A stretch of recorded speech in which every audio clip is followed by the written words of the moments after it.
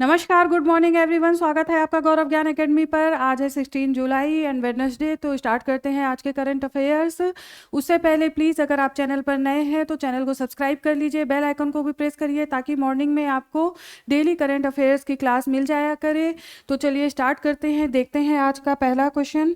और हाँ, साथ ही साथ आपको ये भी लास्ट तक वीडियो देखना है क्योंकि पिछले दिन का 2 मिनट क्विक रिवीजन के तहत आपको रिवीजन करा दिया जाता है। तो रिवीजन भी बहुत ज़रूरी होता है क्योंकि बगैर रिवीजन के चीज़ें याद नहीं रहती हैं, ठीक है ना। तो चलिए स्टार्ट करते हैं। आज का पहला क्वेश्चन देखते हैं। टेलिस्मैन सेबर सैन्य अभ्यास किस देश में आयोजित किया जा रहा है? तो ज्ञानवीरों, इसका आयोजन किया जा रहा है ऑस्ट्रेलिया में।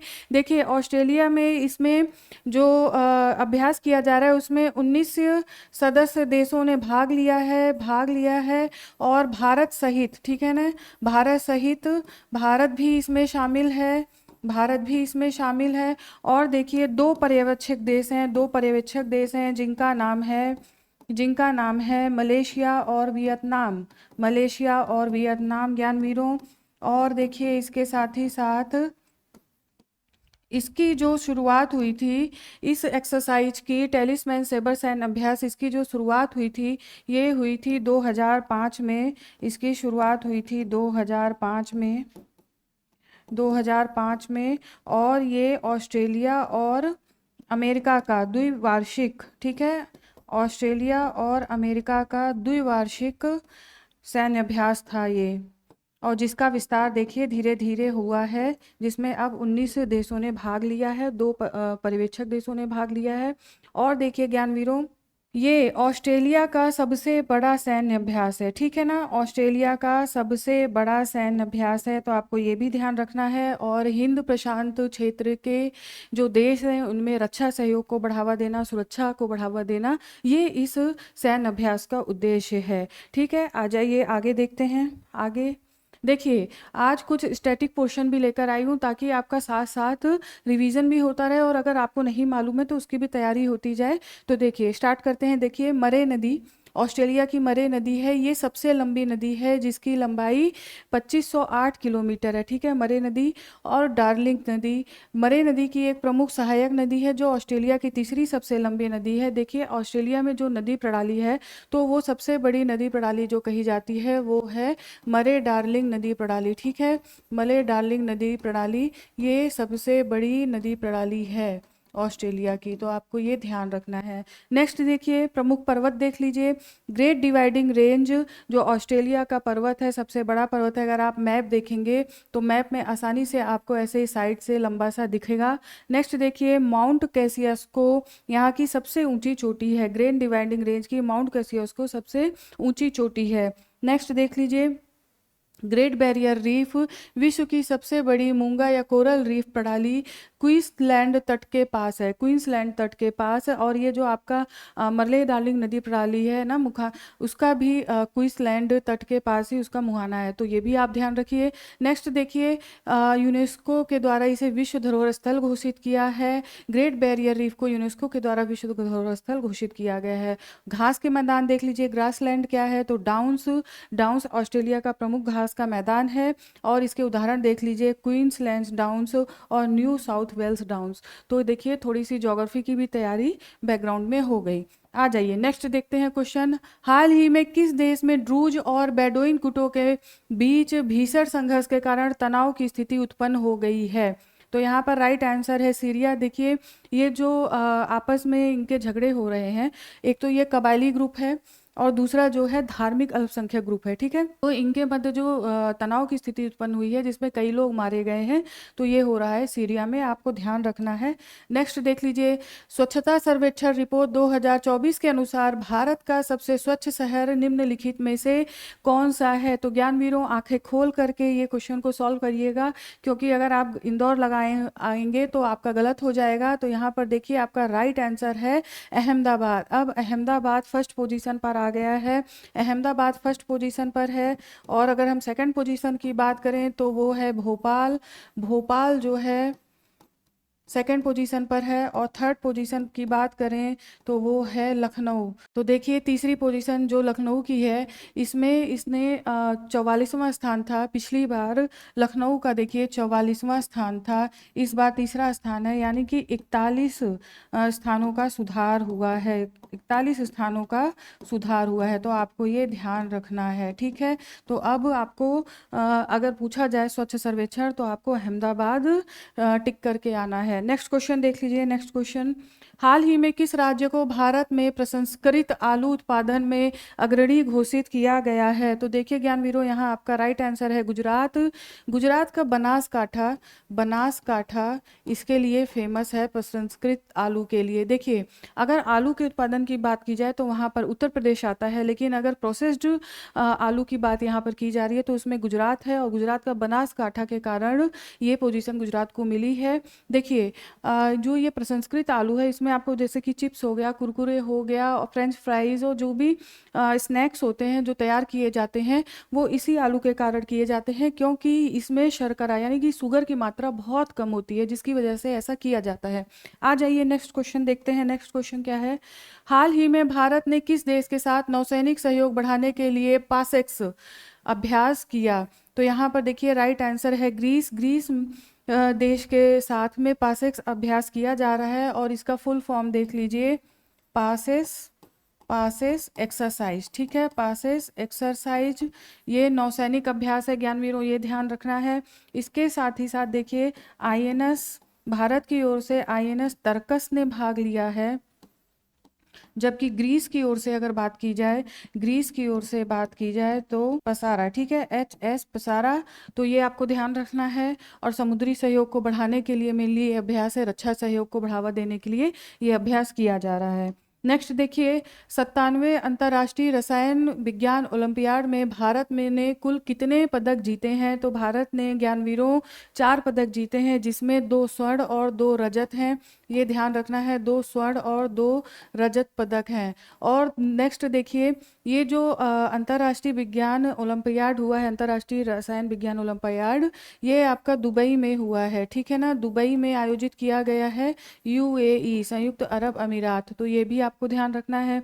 नेक्स्ट देखिए, ये जो अंतर्राष्ट्रीय रसायन विज्ञान ओलंपियाड है, यह अंतर्राष्ट्रीय विज्ञान ओलंपियाड का ही एक हिस्सा है। और देखिए ये सबसे पहली बार ज्ञानवीरों, ये पहली बार 1968 में शुरुआत हुई इसमें, जिसमें कि इसमें हाई स्कूल के बच्चों को लिया जाता है।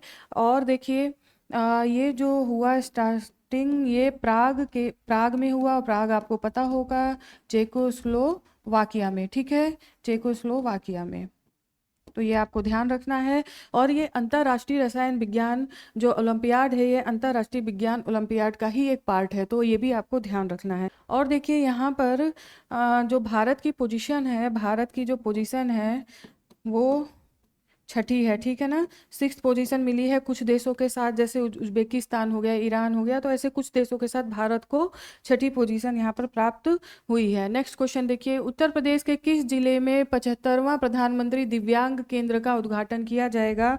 तो ज्ञानवीरों, ये उद्घाटन बदायूं में किया जा रहा है। देखिए ये देश का 75वां प्रधानमंत्री दिव्यांग केंद्र है, ठीक है, और बदायूं में इसका उद्घाटन किया जा रहा है। इसका जो उद्देश्य है वो है दिव्यांग और बुजुर्ग लोगों को सहायता प्रदान करना, ऐसी इसमें बात की जा रही है। नेक्स्ट देखिए, देश के दूसरे सबसे लंबे केबल ब्रिज सिंगडूर पुल का उद्घाटन कहाँ पर किया गया? ज्ञानवीरों, ये उद्घाटन किया गया कर्नाटक में।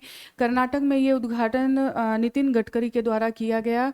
इसके साथ ही साथ आप देखिए, ये जो पुल है, केबल पुल है, ये टोटल 2.44 मीटर लंबा है, ठीक है, 2.4 मीटर इसकी लंबाई है। और अगर हम इसकी चौड़ाई की बात करें तो वो है 16 मीटर। तो वो है 16 मीटर। इसके साथ ही साथ देखिए ये जो पुल है, इस पुल का नाम देखिए स्थानीय रूप से वहाँ की चौदेश्वरी देवी हैं, उनके नाम पर इस पुल का नाम रखा गया है सिगंदूर पुल।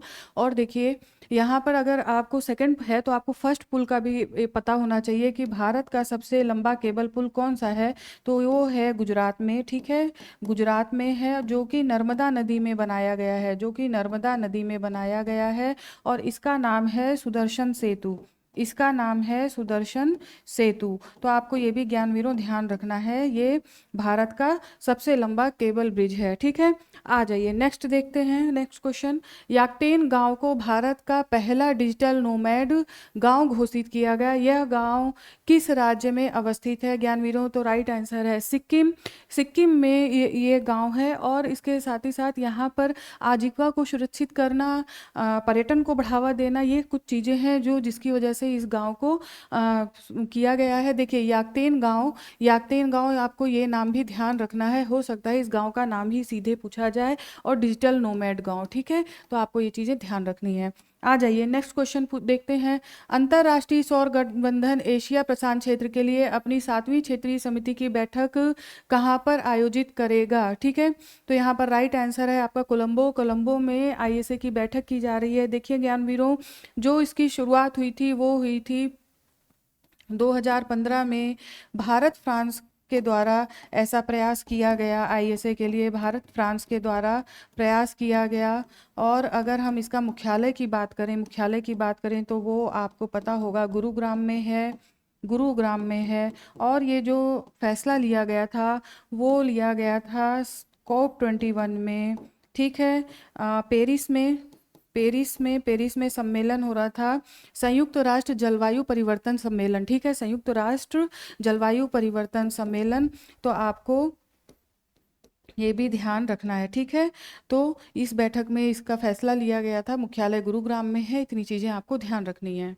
नेक्स्ट क्वेश्चन देखिए, विश्व युवा कौशल दिवस कब मनाया जाता है? तो यहाँ पर आपका राइट आंसर है 15 जुलाई। 15 जुलाई को मनाया जाता है। अभी ये क्वेश्चन डालने का उद्देश्य ये है क्योंकि इसके 10 वर्ष पूरे हुए हैं, तो 10वीं वर्षगांठ मनाई जा रही है। 2025 में 10वीं वर्षगांठ मनाई जा रही है। संयुक्त राष्ट्र महासभा के द्वारा 2014 में पहली बार विश्व युवा कौशल दिवस का प्रस्ताव लाया गया था, और लगातार 2015 से इसे मनाया जा रहा है, ज्ञानवीरों इसकी जो थीम है, अगर इसकी हम थीम देखें इस बार की, इसकी जो थीम है ज्ञानवीरों वो है AI और डिजिटल कौशल के माध्यम से युवाओं का सशक्तिकरण करना, ठीक है ना।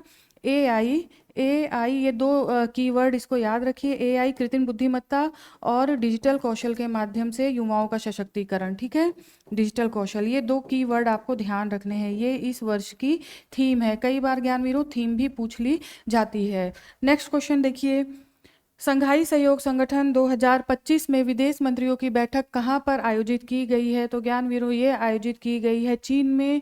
चीन में विदेश मंत्रियों की बैठक तियानजिन, ठीक है ना, जो स्थान है उसका नाम है तियानजिन। ये स्थान आपको ध्यान रखना है ज्ञानवीरों। इसके साथ ही साथ देखिए एस जयशंकर ने वहाँ पर भाग लिया है, वे गए हैं, और उन्होंने चीन से और इस बैठक में स्पष्ट रूप से कहा है कि आतंकवाद पर दोहरी राजनीति नहीं की जाएगी, क्योंकि देखिए संघाई सहयोग संगठन का सदस्य पाकिस्तान भी है, तो वहाँ स्पष्ट रूप से ये बातें रखी गई हैं, दोहरी राजनीति करने की आवश्यकता नहीं है। उन्होंने वहाँ पर पहलगाम आतंकी हमले का भी जिक्र किया, जिस पर ये बात की। और देखिए अब आ जाइए हम लोग देख लेते हैं SCO के बारे में, ठीक है ना। देखिए SCO का जो गठन हुआ था वो हुआ था 2001 में ज्ञानवीरों, ठीक है। कुल 6 देशों के साथ इसका गठन हुआ था, जिसमें से देखिए चीन, ठीक है, रूस, कजाकिस्तान, उज्बेकिस्तान, ये नाम याद रखिए क्योंकि ये नाम भी पूछ लेते हैं, उज्बेकिस्तान, ताजिकिस्तान, और देखिए किर्गिस्तान, ठीक है, किर्गिस्तान, ठीक है। अब देखिए भारत कब सदस्य बना? भारत स्थापना का सदस्य नहीं है, स्थापना के साथ इसका सदस्य नहीं है। भारत सदस्य बना है 2017 में, भारत सदस्य बना है, जिसमें भारत और पाकिस्तान दोनों को सदस्य बनाया गया। आगे देखिए 2023 में 2023 में ईरान सदस्य बना ज्ञानवीरों, और 2024 में बेलारूस। तो ये इसकी हिस्ट्री है। और देखिए इस समय जो टोटल इसमें सदस्य हैं तो वो 10 सदस्य हैं, ठीक है ना। टोटल इसमें इस समय 10 सदस्य हैं, तो आप ये ध्यान रखिए। आ जाइए नेक्स्ट क्वेश्चन देखते हैं। भारतीय सेना के द्वारा प्रचंड शक्ति सैन्य अभ्यास कहाँ पर किया जा रहा है? तो ये राइट आंसर है आपका मेरठ। मेरठ में भारतीय सेना के द्वारा ये सैन्य अभ्यास किया जा रहा है। देखिए लगातार चाइना और पाकिस्तान की तरफ से चुनौतियां मिलती रहती हैं, जिसकी वजह से ऐसे सैन्य अभ्यास आयोजित किए जाते हैं। तो आपको ये ध्यान रखना है, प्रचंड शक्ति मेरठ में, ठीक है। आ जाइए नेक्स्ट क्वेश्चन देखते हैं। हाल ही में किस राज्य ने अंतरिक्ष नीति को मंजूरी देते हुए राज्य में 2 अंतरिक्ष शहर बसाने की योजना बनाई है? तो ज्ञानवीरों राइट आंसर है आंध्र प्रदेश। बिल्कुल आंध्र प्रदेश ने ऐसी योजना बनाई है। 2035 तक 25,000 करोड़ रुपए का इन्वेस्ट किया जाएगा। 25,000 करोड़ रुपए का इन्वेस्ट इस क्षेत्र में किया जाएगा। और देखिए जो 2 शहर के नाम है ज्ञानवीरों, एक शहर है तिरुपति, दूसरा है लेपाक्षी, ठीक है ना। इन दोनों शहर में ये अंतरिक्ष शहर बसाने की बात की गई है। मेनली देखिए MSME यानी कि लघु उद्योगों को, सूक्ष्म लघु उद्योगों को भी बढ़ावा देने की बात यहाँ पर की गई है। और देखिए इसमें क्या आंध्र प्रदेश ऐसा पहला राज्य है जिसमें ऐसी नीति अपनाई गई अंतरिक्ष नीति को? नहीं, बिल्कुल नहीं। देखिए 2022 में तेलंगाना पहला राज्य है जिसने अंतरिक्ष नीति को लागू किया। ज्ञानवीरों ये भी ध्यान रखिएगा, अंतरिक्ष नीति को लागू किया। इसके बाद तो देखिए तमिलनाडु, केरल, अन्य राज्यों ने भी अंतरिक्ष नीति लागू की। और अभी हाल फिलहाल में गुजरात ने 2025 से 2030 तक दीर्घकालीन अंतरिक्ष रणनीति को अपनाने का प्रयास किया है और ऐसी घोषणा की है, ठीक है। तो ये आपको ध्यान रखना है। फिलहाल जो 2 शहर बसाने की बात की जा रही है वो आंध्र प्रदेश में है। चलिए देखते हैं आज के अन्य महत्वपूर्ण तथ्य, ये भी कम इम्पोर्टेंट नहीं होते। भारत के 10 लाख कामगारों को रूस में नौकरियां मिलेंगी और यकतिनबर्ग में नया महावाणिज्य दूतावास भी खोला जाएगा। इस दूतावास के माध्यम से यहाँ पर 10 लाख नौकरियां भारतीयों को मिलेंगी, ठीक है। तो ऐसा भी रसिया ने घोषणा की है। नेक्स्ट देखिए, Hemant Rupani Hindustan Coca Cola beverages के नए CEO नियुक्त किए गए हैं। हेमंत रूपानी नाम ध्यान रखिए। और मोहम्मदू बुहारी का 82 वर्ष की आयु में निधन। ज्ञानवीरों ये कौन है? तो ये नाइजीरिया के पूर्व राष्ट्रपति हैं और प्रधानमंत्री ने भी इनकी मृत्यु पर शोक व्यक्त किया है। ये एक ऐसे राष्ट्रपति हैं जिन्होंने सैन्य परिवर्तन यानी कि सैन्य शासक के रूप में भी इन्होंने यहाँ पर शासन किया, या कह लीजिए यहाँ पर रूल किया, जबकि एक लोकतांत्रिक सरकार के रूप में भी इन्होंने एज ए राष्ट्रपति यहाँ पर काम किया, ठीक है। तो ये एक ऐसे व्यक्ति हैं, ये क्वेश्चन आपसे पूछा जा सकता है। तो देखिए ज्ञानवीरों आज का करंट अफेयर कंप्लीट होता है। चलिए फटाफट से स्टार्ट करते हैं कल का रिवीजन। हाल ही में किस देश ने पहली इलेक्ट्रिक ट्रक प्रोत्साहन योजना को प्रारंभ किया है? तो राइट आंसर है भारत। नेक्स्ट, हाल ही में किस देश में भारतीय दूतावास ने संगीत कार्यक्रम संगम जंक्शन का आयोजन किया है? तो यहाँ पर राइट आंसर है नेपाल। नेक्स्ट क्वेश्चन, हाल ही में कहाँ पर वर्ल्ड एक्सपो 2025 में भारत के चिनाब ब्रिज और अंजी ब्रिज को प्रदर्शित किया गया है? जापान।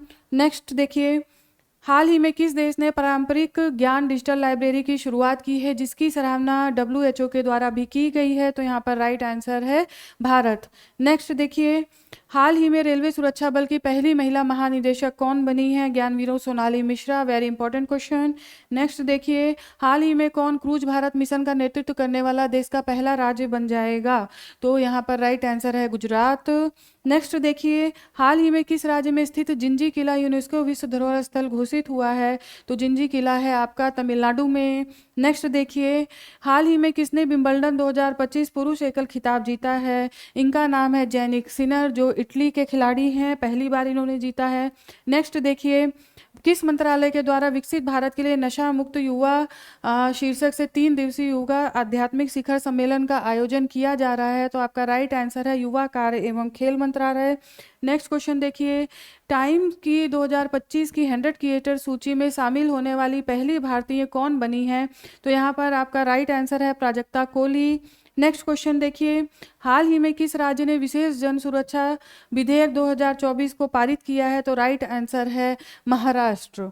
नेक्स्ट क्वेश्चन देखिए, आ जाइए देखते हैं अब अन्य महत्वपूर्ण तथ्य। राष्ट्रपति द्रौपदी मुर्मू ने हरियाणा, गोवा और लद्दाख के लिए नए राज्यपालों की नियुक्ति की है। तो इनका नाम देख लीजिए, असीम कुमार घोष जो कि हरियाणा के राज्यपाल, पूसापति अशोक गजपति राजू गोवा के राज्यपाल, और कविंदर गुप्ता, ये बहुत इंपॉर्टेंट है, पूछा जा सकता है, लद्दाख के उपराज्यपाल। ठीक है, तो ज्ञानवीरो आज का रिवीजन भी कंप्लीट होता है। कल फिर आपके सामने कुछ नए तथ्यों के साथ उपस्थित होती हूँ। तब तक आप पढ़ते रहिए, मस्त रहिए, आपका दिन शुभ हो।